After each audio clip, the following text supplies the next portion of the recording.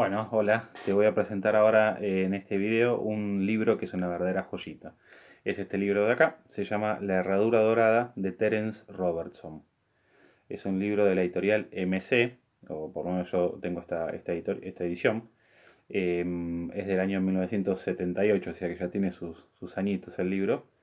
Es un libro, no sé si se puede conseguir nuevo, sinceramente no lo sé, pero usado se puede conseguir con mucha facilidad porque ha habido muchísimas ediciones del libro, ¿no? Si el libro en realidad lo escribe un inglés, Terence Robertson, pero se ha publicado al alemán, al francés, al italiano, al portugués, al castellano, etcétera. En idioma castellano se han hecho muchísimas ediciones en distintas editoriales, con lo cual es un libro que relativamente es fácil de conseguir en páginas de compra así online de libros, ¿no? Así que el libro es una joyita. Está editado en castellano, por lo menos con este libro, pero también puede ser que se encuentre con otros nombres. Eh, Así que bueno, en realidad el autor Terence Robertson, he tratado de averiguar un poco quién es el autor. La verdad es que no pude sacar mucha información. Sé que ha escrito este libro, La Herradura Dorada, y también ha escrito un libro sobre el desembarco aliado en Dieppe. Con lo cual, esta persona se ha especializado un poco o ha escrito varios libros sobre el tema de la Segunda Guerra Mundial.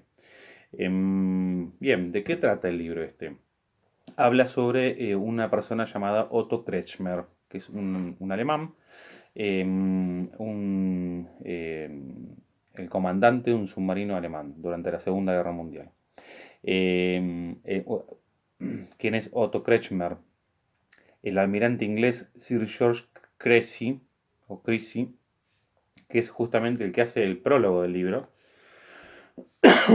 Terence Robertson es el autor y el prólogo lo escribe este almirante inglés George Creasy. Y Creasy dijo, literalmente o textualmente dijo que fue el comandante de submarinos más idóneo y más capaz que produjo Alemania, ¿no? Palabras tremendamente elogiosas, sobre todo escritas por quien fue o quien fuera antes enemigo de Alemania, ¿no? Los ingleses. Con lo cual, bueno, como presentaciones me parece más que elogiosa. Kretschmer pertenece a lo que se conocen como los ases de los U-boats o de los submarinos alemanes. Había un grupo reducido de submarinistas que eran los que llevaban la mayor cantidad de hundimientos de buques aliados, ¿no? Ellos eran Priem, Schepke y Kretschmer, que es justamente de quien trata este libro. Bueno, Kretschmer fue comandante de dos submarinos, el U-23 y después el U-99, que es finalmente el que comanda durante la mayor cantidad de tiempo. Llegó a ser el comandante de submarinos alemanes que más cantidad de toneladas de buques hundió, de buques aliados. Llegó a hundir cerca de 350.000 toneladas de buques, una cantidad impresionante de barcos, de cargueros y buques artillados enemigos. Él llegó a desarrollar una técnica nueva de combate. Básicamente él decía que un torpedo significaba un buque. Esto después lo voy a explicar un poco mejor. Y con lo cual llegó a aventajar a todo el resto de los submarinistas alemanes aplicando esta técnica, ¿no? No fue nazi, no fue nazi,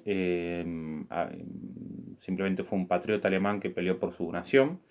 Llegó a recibir obviamente la Cruz de Hierro, incluso llegó a recibir de las manos del mismo Hitler las palmas de roble, que era la máxima condecoración que daba el Estado alemán a sus militares, ¿no? Bueno, él empieza obviamente como comandante de un submarino en 1939, ni bien empieza la Segunda Guerra Mundial, y en marzo de 1941 finalmente su submarino, el U-99, es atacado, es hundido este buque y toda la tripulación termina siendo tomada prisionera y él va a quedar como prisionero un tiempo breve en Gran Bretaña y después lo van a llevar a Canadá, a toda la tripulación del submarino la llevan a Canadá y termina, bueno, estuvo varios años de la guerra internado en Canadá, hasta que finalmente después va a ser liberado un par de años después de que termine la guerra, ¿no? Cerca de 1947. En Gran Bretaña, él cuando estaba prisionero, el almirante inglés que estaba encargado de luchar justamente contra los submarinos alemanes, es esta persona que hace el prólogo de este libro, George Creasy. Cuando Kretschmer estuvo preso en Gran Bretaña, Creasy quería conocerlo, con lo cual que quería conocerlos, pero no quería que fuese una especie como de encuentro oficial, como para no darle por ahí tanta relevancia a este prisionero enemigo, ¿no? Con lo cual Chrissy lo invita a su casa a tomar una copa de vino, de alcohol, a fumar un habano, porque Kretschmer fumaba habanos. Lo invita a su casa y bueno, lo llevan, le quitan las esposas, se sentaron como dos caballeros a conversar.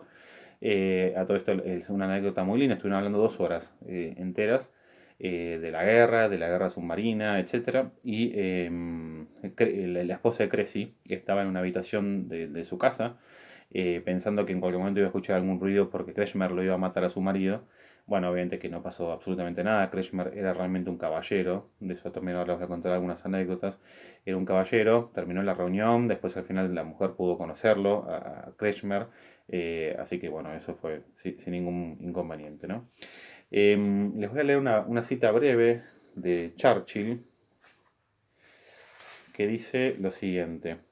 Churchill decía lo siguiente: podemos ganar o perder una batalla, triunfar o fracasar en una empresa, ocupar o ceder posiciones, pero del dominio que ejerzamos sobre las rutas oceánicas y sobre la libre aproximación y entrada a nuestros puertos dependerá que podamos librar una guerra, o hasta que conservemos la isla.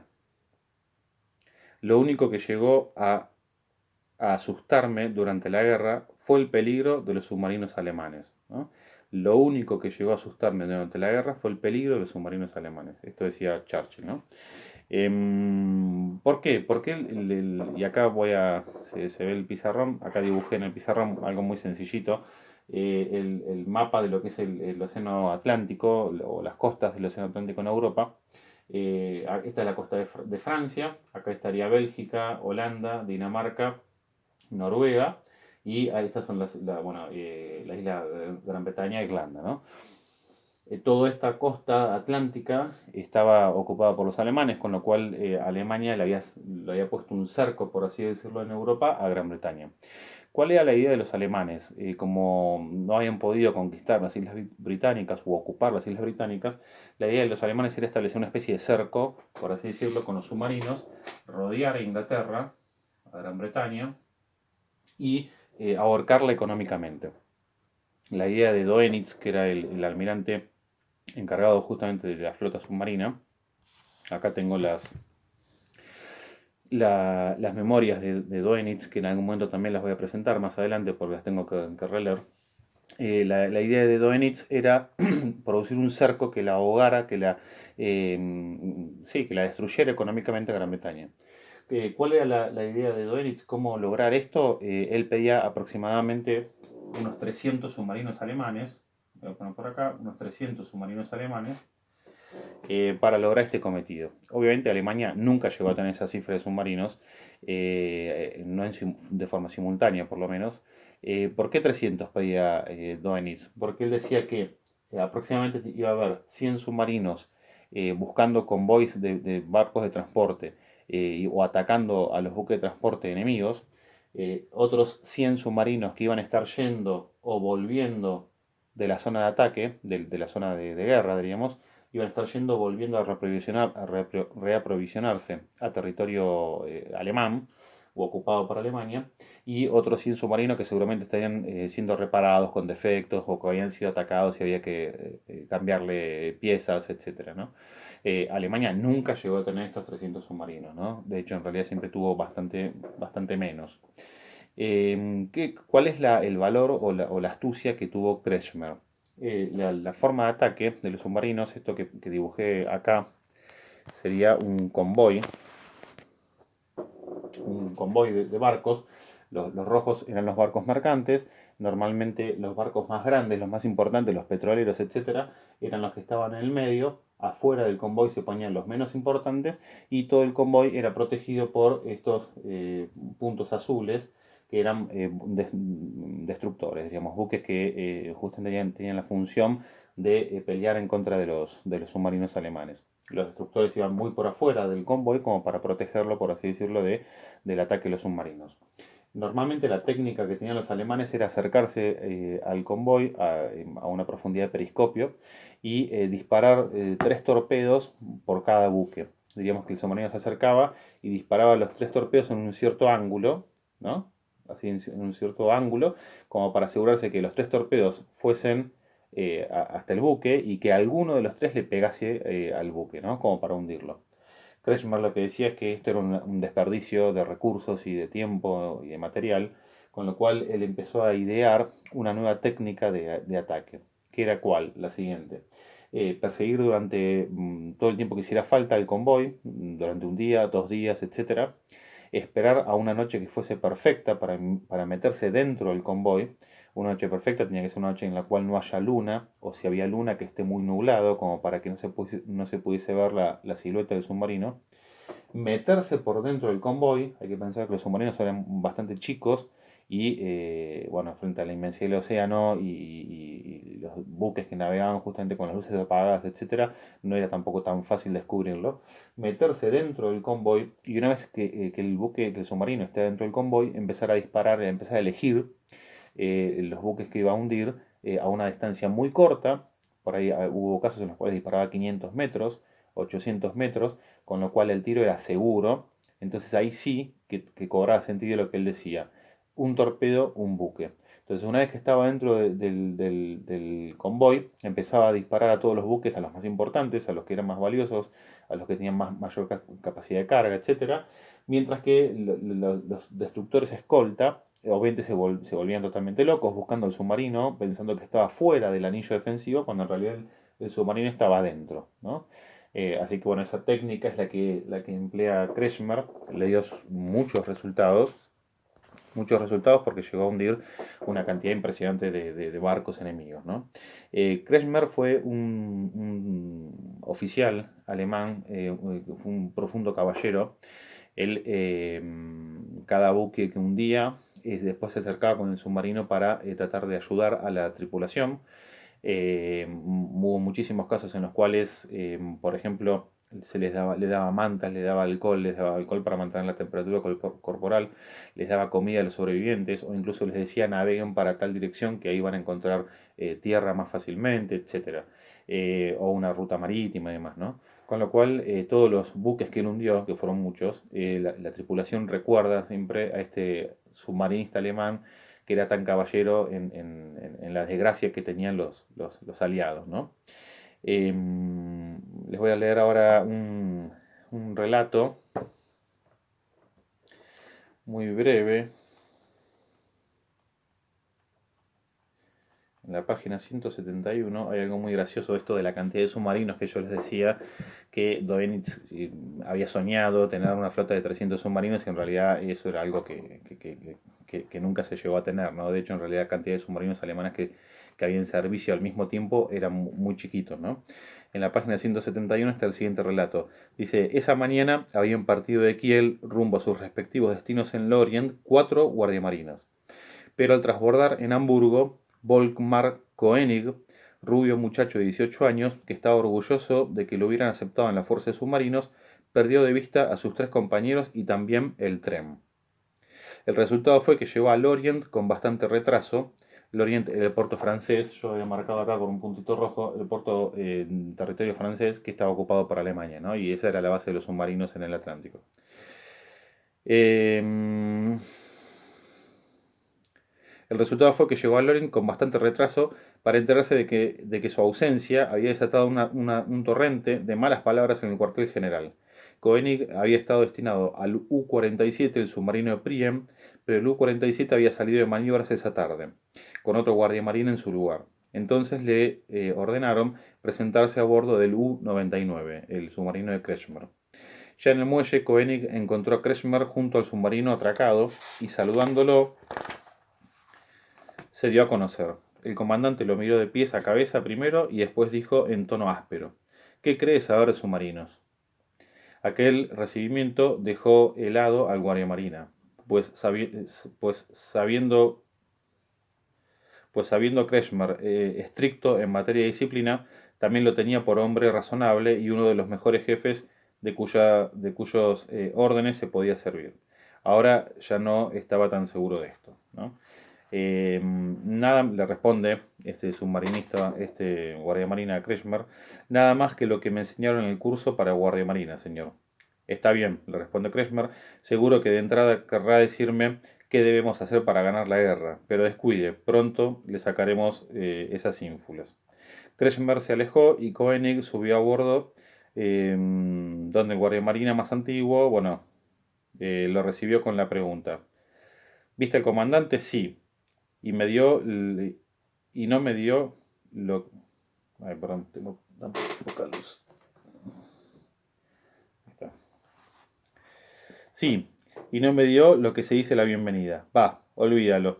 Te aseguro que él ya no se acuerda. Esa misma tarde enviaron a Koenig a la sala de operaciones del cuartel general, y acá viene lo interesante, ¿no?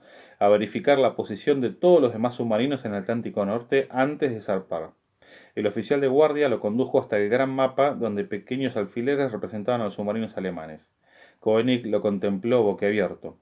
Había esperado ver la carta llena de alfileres, en cambio contaba 4, ni uno más, ni uno menos. Lentamente se volvió hacia el oficial. Si eso es todo lo que hay en el Atlántico Norte, dijo, ¿dónde está el resto? No sea tonto, fue la respuesta. ¿De qué resto me habla? En esa zona de operaciones rara vez hay más que los que ve ahí. Bueno, muy bueno el relato, mostrando la poca cantidad de submarinos que tenían los alemanes al mismo tiempo en el Atlántico Norte para atacar a los ingleses, ¿no? ¿Cómo termina al final esta historia? En marzo de 1941, un capitán, un buque británico, una flotilla de buques británicos, al mando de un capitán llamado Donald Macintyre, que era el capitán de un torpedero, tenía el nombre Walker, y había otro torpedero que trabajaba junto con el Walker, que era el Bannock. Estos dos buques eran los mejores cazadores o matadores de submarinos alemanes, ¿no? Bueno, el grupo este de batalla había hundido más de 20 submarinos alemanes, eran varios destructores, habían hundido más de 20 submarinos alemanes, y el Walker, que era propiamente el de Massinter, había hundido 7 u 8, en realidad se discute si fueron 8, pero con seguridad 7. Una coincidencia es que estos dos capitanes, Kretschmer y Massinter, usaban como emblema la herradura, ¿no? De ahí el nombre del libro, la herradura dorada. La diferencia es que Kretschmer usa la herradura con las patas para abajo y Massinter con las patas para arriba, ¿no? Acá tengo un libro también de justamente de este hombre, cazador de submarinos, de Donald Massinter, que es justamente la persona que hundió a Kretschmer. Así que después también en algún momento voy a hacer la presentación de este libro. Bueno, ahí entraron en combate, le tiraban carreras de profundidad submarina a Kretschmer, etc. Hasta que finalmente tuvo que salir a flote. Y cuando sale a flote, el Bannock, el otro destructor, lo atropelló, diríamos. Pasó por encima del submarino y lo terminó de destruir, ¿no? Y ahí es cuando caen prisioneros Kretschmer con toda la tripulación. Bueno, ya les conté que después va a Inglaterra, termina yendo a Canadá, etc. El libro, cuáles son las fuentes históricas, por así decirlo, con las cuales reconstruye todo el relato Terence Robertson. En primer lugar, George Creasy, que era el almirante inglés que había luchado juntamente contra Kretschmer y que lo había entrevistado en su casa. Este mismo capitán Donald Macintyre, que es el que lo destruye el submarino de Kretschmer. Después está un capitán de fragata, Martin, que es era el segundo capitán de un buque artillado, el Patroclus, que lo hunde Kretschmer. Así que él cuenta también su experiencia de haber sido hundido por Kretschmer, etc.